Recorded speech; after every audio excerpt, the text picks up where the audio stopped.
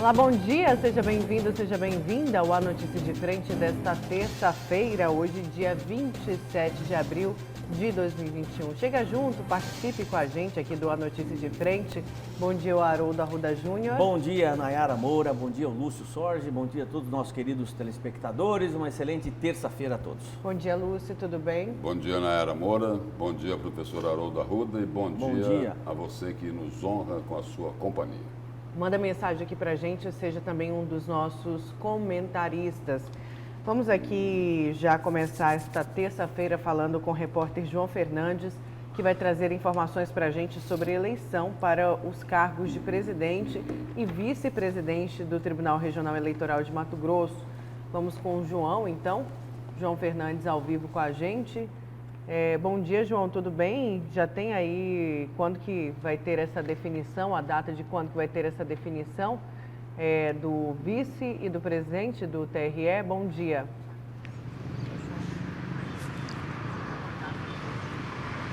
A partir das 9 da manhã, viu, Nayara? Bom dia para você, Lúcio, Haroldo, para quem está em casa também, uma ótima terça-feira. Um dia de muita expectativa aqui no TRE de Mato Grosso, como você disse, né? Hoje vai ser escolhido, então, o presidente e também será escolhido o vice-presidente que vão comandar o Tribunal Regional Eleitoral por os próximos 2 anos. Estamos em frente aqui, o prédio que fica na Avenida do CPA, está aqui, movimentação tranquila por enquanto, como eu disse, a partir das 9 da manhã, então a eleição vai acontecer, a escolha, na verdade, vai acontecer, só lembrando que nada presencial, tá? Nada presencial por causa da pandemia, essa escolha será virtual e tudo vai ser transmitido pelo YouTube. Então, o Tribunal Regional Eleitoral de Mato Grosso vai definir entre os desembargadores Carlos Alberto Alves da Rocha e Nilza Maria Poças de Carvalho, quem vai exercer o cargo de presidente e também quem vai atuar como vice-presidente e corregedor regional eleitoral. Isso às 9 da manhã. Como eu falei, o evento será transmitido ao vivo no canal oficial do TRE no YouTube. Então, quem quiser acompanhar, já fica o convite aí para quem quiser acompanhar, só ir lá no YouTube e escrever, procurar o canal do TRE, o canal oficial. Daí, às 10h30 da manhã, o evento começa às 9, tá? Essa eleição começa, a escolha começa às 9 da manhã, só que às 10h30 vai acontecer uma coletiva de imprensa também virtual, viu, gente? Não adianta vir aqui para o prédio do TRE. Essa coletiva de imprensa também vai acontecer de forma virtual. O que vai ser apresentado nessa coletiva? O plano de ação para o biênio 2021 e 2023. O documento ele contém 77 ações. O que são ações? São projetos que serão implementados em todas as áreas no decorrer dos próximos 24 meses. Portanto, repito, a coletiva também será transmitida no canal oficial do TRE no YouTube. Portanto, os 2 nomes já foram escolhidos.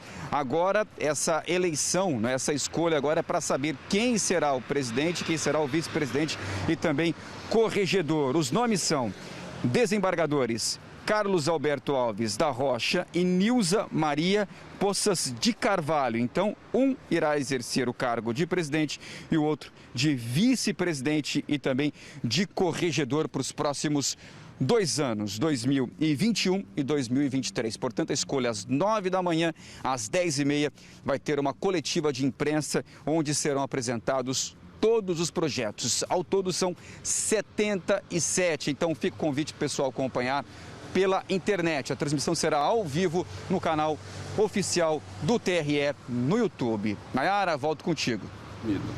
Certo, obrigada, viu, João, pelas suas informações. Daqui a pouco a gente volta com você, então, com outras informações agora nesta manhã. Lembrando que o programa está recheado de notícia e notícia comentada por quem sabe falar, comentar. E pode comentar? Você quer comentar? Pode comentar. Não sei, deixa eu avaliar, tô brincando. Pode. Podia Ó, perder a oportunidade, né? Diz que eu só puxo o saco dele, agora pronto, ó. Tá Tô vendo? retalhando. Vai, Lúcio Sorge. Não, hoje você não está muito credenciado para dar bronca, mas tudo bem. O João Fernandes falava aí lá do TRE, né, da nova composição do Tribunal Regional Eleitoral, e aí o seguinte, teve uma decisão lá do TRE que complicou muito a vida do deputado Carlos Avalone. A vida não, né? O mandato dele, né? O Tribunal Regional Eleitoral decidiu lá por unanimidade a cassação do mandato do deputado estadual Carlos Avalone, que é um telespectador assíduo aqui da Notícia de Frente. A situação dele, eu digo que é complicadíssima, porque foi por unanimidade, né? Aí ele diz o seguinte, ele chegou a dar explicações aqui, dizendo o seguinte, olha, que ele estranhou o fato lá desse julgamento, ele diz o seguinte, que eu fui acusado de ter feito compra de votos, passou-se 1 ano e meio, eu provei que não houve compra de votos, isso o deputado Carlos Avalone dizendo aqui, e no final da alegação, na alegação final, eles mudaram a acusação para Caixa 2. E eu não me defendi do Caixa 2, então esse é o caso que vai ser discutido provavelmente lá em Brasília. Provavelmente não, é lá em Brasília, não tem outro recurso que ele possa entrar, a não ser no Tribunal Superior Eleitoral. Eu digo que a situação dele ficou muito complicada porque a Corte Maior aí da Justiça Eleitoral, que é o TSE, dificilmente eles reformam uma decisão de um Tribunal Regional Eleitoral quando essa decisão se dá por unanimidade, né? Então, essa é a situação aí do deputado Carlos Avalone, que assumiu o cargo dele de deputado com a renúncia de Guilherme Maluf, quando ele foi para a presidência lá do Tribunal de Contas, e agora a situação dele é muito complicada. Tem gente que acha o seguinte, de que é quase que impossível ele reverter isso. Vamos chamar então agora uma fala do deputado Carlos Avalone, vamos lá. O meu caminho é de defesa, eu respeito a posição do judiciário, eu sou uma pessoa que sabe que a justiça ela tem os seus caminhos e o seu final, eu acredito na minha inocência, vou provar a minha inocência e acredito que no final eu seria absolvido. A única coisa que eu estranhei, mas é uma questão natural do processo, é que eu fui acusado de ter compra de voto, passou-se 1 ano e meio, eu provei que não houve a compra de voto e no final, na alegação final, eles mudaram a acusação para a Caixa 2. E eu não me defendi da Caixa 2. Então esse é o caso que vai ser discutido provavelmente lá em Brasília. Sim.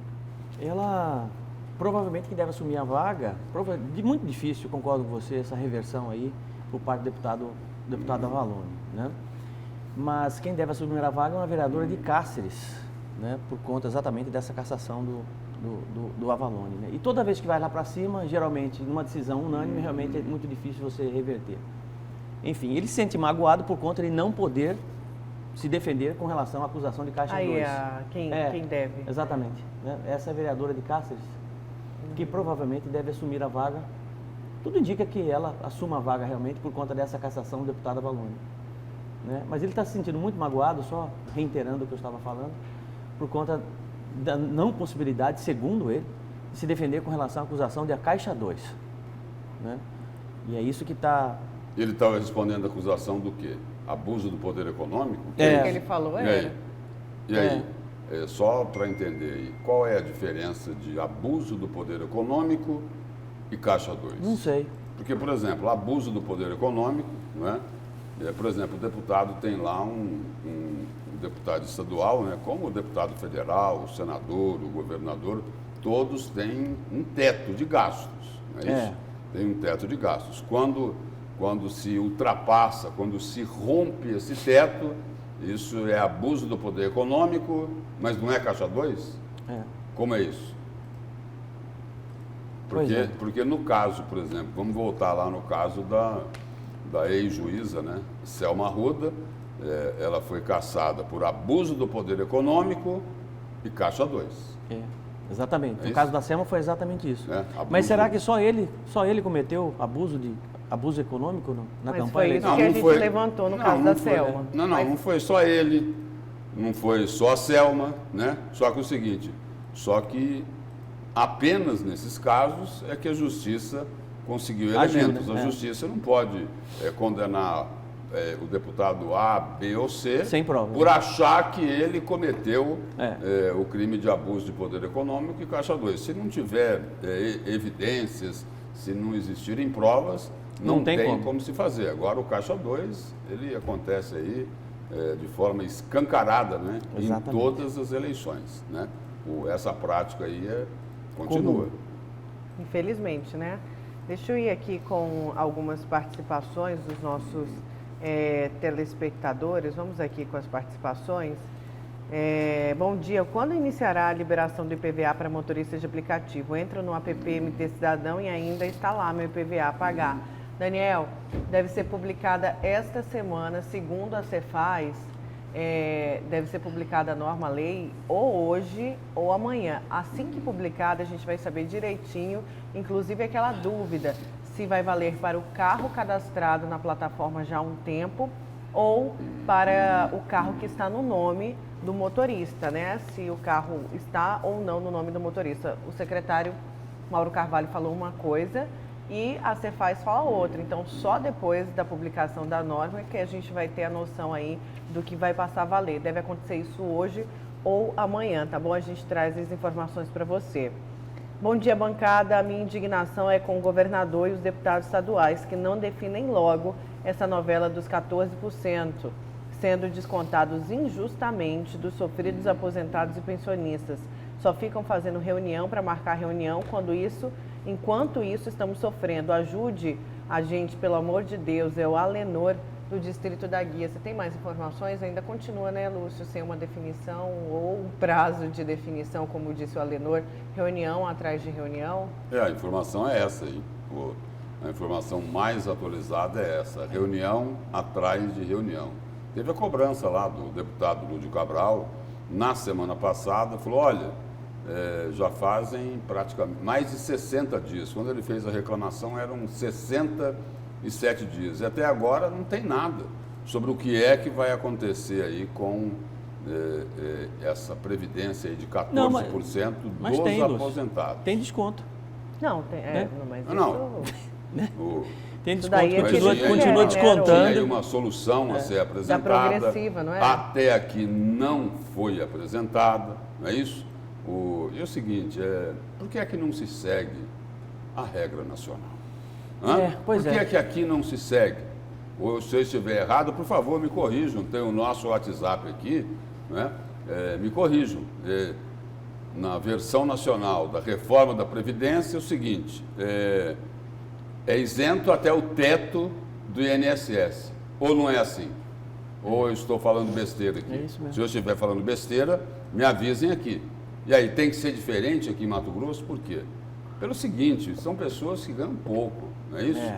Nesse caso dos aposentados aqui, mais de 80% de Mato Grosso, em torno de 80% ganham até R$4.000, né?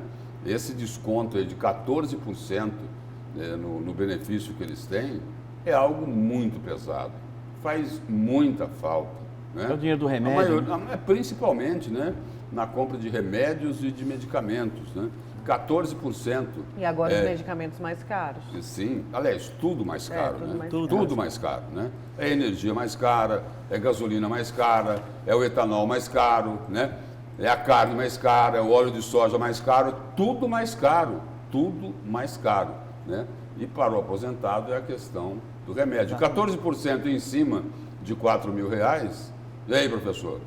Eu, matemática? Quem dá aula aqui é você. Quem dá aula aqui Mas eu não dou aula de matemática. Olha, se fosse 10%, seria R$400. R$600 praticamente. Com 4% em cima de 4.000, mais R$160. Então, mais de R$500 em cima de quem ganha R$4.000. Pode fazer a continha. Eu não estou fazendo, não. Se eu estiver errado, você me corrige. Já me perdi aí nos números. Mas é em torno disso, né?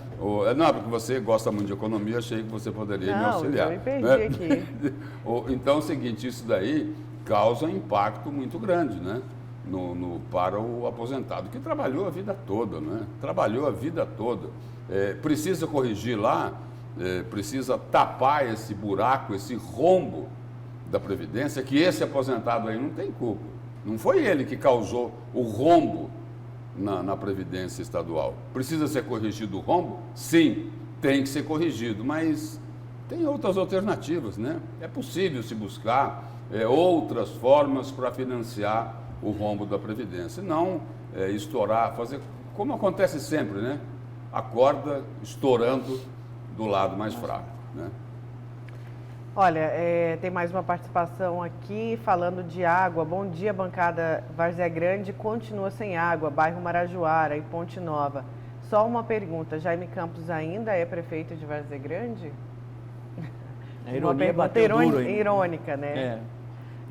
Esse é um uma problema pergunta crônico. irônica porque, né, e claro, chamando a atenção aí, a gente tem um senador por Várzea Grande, tem prefeitos, enfim. Várzea Grande, olha... E esse problema da água parece que nunca resolve. Nós devemos ser justos com Várzea Grande, sob o ponto de vista do que é que já foi feito também, né? Muito do que foi feito lá em Várzea Grande foi feito por Lucimar, foi feito por Jaime, foi feito por Júlio, mas eles não conseguiram resolver o problema da água. A água é um problema crônico da cidade, há muitos anos tentaram resolver de forma paliativa, é uma promessa importante de campanha do Calil, acredito que ele teve muitos votos por conta exatamente desta promessa de solucionar a questão da água e reiteradamente os problemas acontecem em Várzea Grande e não se tem uma solução. O pior de tudo é que já se passaram 4 meses praticamente, 5 meses, e você não vê um sinal, uma luz no fim do túnel apontando para uma solução realmente plena para essa falta de água lá em Várzea Grande. Se de um lado a vacinação está indo muito bem, e eu acho que é um exemplar a forma com que Várzea Grande vem construindo essa logística de vacinação na sua cidade, né, de forma até para ser copiada por outros municípios, que está indo muito bem, vacinando muita gente, de forma célere. Do outro lado, infelizmente, esse problema persiste e as reclamações são enormes em todos os programas, que pelo menos no Cidade Alerta, todos os dias nós temos reclamações nesse sentido. Várzea Grande devia se espelhar naquilo que eles mesmos, né, estão fazendo em relação à vacina. Por exemplo, o Corujão da vacina é destaque nacional. Nacional. Né? O de Várzea Grande, né? Está dando exemplo, né? Inclusive aqui para Cuiabá, né? Inclusive aqui para Cuiabá, né? O que se arrasta, teve que vir a justiça para ampliar os postos de vacinação, falaram que não tinha vacina coisíssima nenhuma, né? Mas não é só Cuiabá, não, outros municípios também, né? Demoravam muito para utilizar o estoque de vacina que eles tinham. Aqui em Cuiabá também aconteceu isso. Não, nós estamos separando, não sei o quê, né? Porque tem pouca vacina. Não tinha pouca vacina, não. O índice lá de utilização das vacinas era de 60 e poucos %. Então, aí voltando em Várzea Grande, água e vacina, não é isso? Podia utilizar a criatividade da vacina para resolver o problema da água. Tem mais gente, ó. Não, a sua palavra é melhor. Telespectador. Para aplicar na água, isso. Telespectador aqui atento, fez a continha que o Lúcio pediu para eu fazer, né? Bom dia, bancada. Isso mesmo, Lúcio, R$560. É um bom jornalista e um bom matemático. Mas não sou um bom filósofo. Por isso temos aqui Haroldo Arruda, né? Vamos aqui com mais participação. Bom dia, Nayara. Fala para o Lúcio que o Mato Grosso não segue a regra nacional, porque, como disse o Bolsonaro, os governadores estão se comportando como ditadores. Diz aqui o nosso Bom, aí é um outro assunto, né? Não vamos misturar as coisas. Aí é um outro assunto, né? Aí é um outro assunto. A crítica dele em relação aos governadores é o quê? O que é que ele falou? Que o presidente Jair Bolsonaro disse que os governadores estão se comportando como ditadores, mas ele falava isso em relação aos lockdowns. Mas aí os governadores daqui para lá devolvem. Ele falou, olha, mas os governadores não se comportam como negacionistas, né? Eles podem devolver a coisa dessa forma. Essa crítica nem era a Mauro Mendes, aos que fizeram o lockdown, né? Fecha tudo, na época. Né? Sim, sim. Vamos aqui seguir, porque o governador e o secretário estadual de Educação receberam a primeira remessa das apostilas do ensino fundamental. Na oportunidade, Mauro Mendes falou sobre outros assuntos, como a liberação da vacina Sputnik V e a isenção do IPVA, questionado pelo prefeito da capital, Emanuel Pinheiro. Vamos conferir na reportagem. Os caminhões estacionados na Arena Pantanal carregam parte das 217 mil apostilas que serão entregues aos alunos e professores da rede estadual de ensino, com conteúdos de língua portuguesa, matemática, ciências, história e geografia. Daqui, as apostilas serão encaminhadas às escolas que farão o agendamento para a retirada do material. É a primeira vez que a Secretaria de Educação usa esse tipo de material no estado. Todos os professores nossos estão recebendo orientação, formação de como trabalhar esse material didático aí, com o intuito de recuperar a aprendizagem dos nossos estudantes aí, que foi tão defasado por conta da pandemia. O governador Mauro Mendes chegou ao local para fazer a entrega simbólica aos diretores e falou sobre o investimento do estado. Dessa infraestrutura pedagógica que vocês estão vendo aqui, muitas outras ações virão aí nas próximas semanas. É um trabalho de planejamento que ela tem que ter um eixo estratégico, saber aonde nós estamos, e a posição que nós estamos ela não é nada boa, e aonde nós queremos chegar. Mas é lógico que outros assuntos entraram na pauta durante a coletiva, como a espera da vacina Sputnik, que o governo já comprou e espera pela aprovação da Anvisa. Mauro Mendes reforçou que pretende manter as doses no estado. Queremos que a Anvisa libere, é uma vacina que já está em mais de 50, quase 60 países, uma eficácia muito alta, em torno de 91% de eficácia, melhor do que outras vacinas que estão aí no mercado. E acredito que ela vai ajudar muito nesse momento o Brasil como um todo, mas notadamente Mato Grosso, a evoluir, né, com a aplicação dessa vacina, se Deus quiser superar definitivamente esse momento que a gente vivia. Questionado sobre os dados que colocavam Mato Grosso como o último colocado na vacinação do país, até a semana passada, o governador criticou a divulgação. Esse cálculo que ele faz está errado, porque nós não recebemos vacina proporcional à população, e sim na faixa etária. Já até mandamos um documento formalizando isso para a Rede Globo, mas é lamentável que ele faça equívoco. Mas independente disso, existia sim um problema aqui no estado que já melhorou muito, quero parabenizar. O governo passou a divulgar aquele ranking, né, dos municípios, e aquilo acredito que ajudou bastante, porque as pessoas, né, a própria população passou a cobrar as prefeituras ou de fazer a vacinação, que é o correto, e também de lançar no sistema SUS, né, as informações para que seja contabilizado. Então, com isso, houve um trabalho melhor de eficiência. Agora, somos um estado, dentre todos os entes da federação, que tem uma maior percentagem de população mais jovem, então dificilmente nós vamos estar lá no topo, né? Então, mas isso não é um problema, isso é um problema do cálculo equivocado que a Rede Globo, lamentavelmente, persiste em fazer.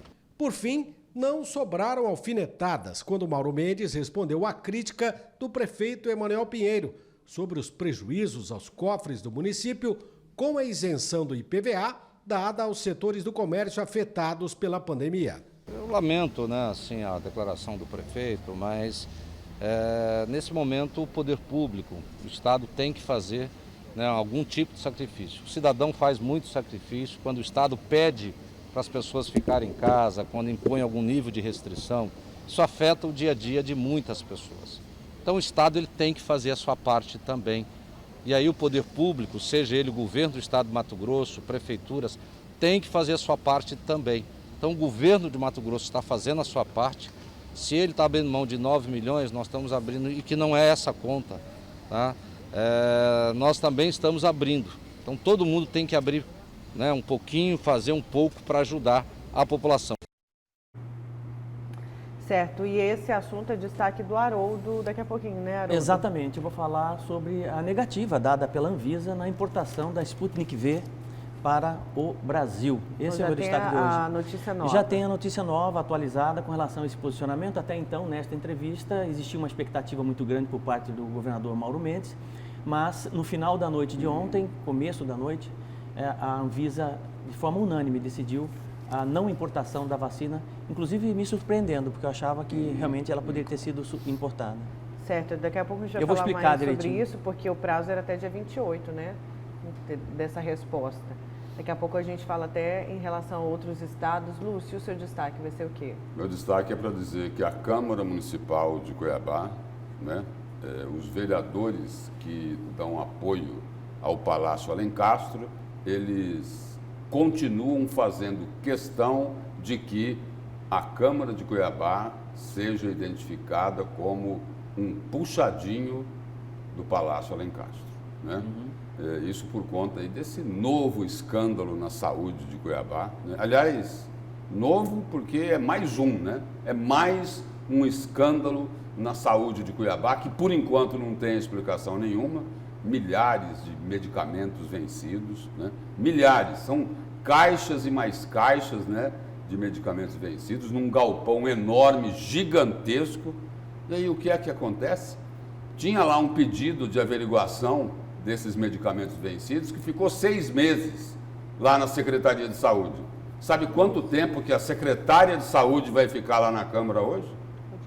15 minutos. É isso, 15 minutos. Ou seja, a metade do tempo que nós iniciamos a notícia de frente de hoje. São 6h30 da manhã, ela vai ter 15 minutos para dar explicações. Lógico, né, com a bancada da situação, com a bancada que apoia o prefeito, dificultando o trabalho que a oposição poderia fazer para tentar tirar limpo esta vergonha.